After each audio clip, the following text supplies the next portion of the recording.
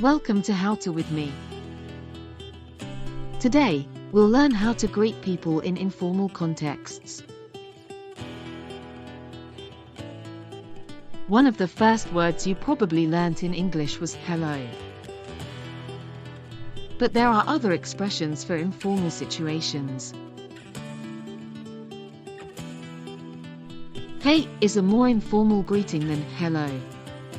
Alright is also very informal and often used with mate in England and Australia. After greeting someone, it's normal to ask them how they are. How are you is the most straightforward phrase. Other relaxed ways to ask how someone is include how you doing and how you going. Responses like not bad and good, thanks, quite informal.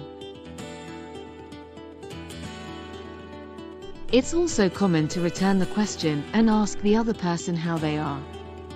You can say and you or how about you? So, to sum up, we've learned different informal greetings like hey and alright. We've also learned relaxed ways to ask how someone is and respond to the question.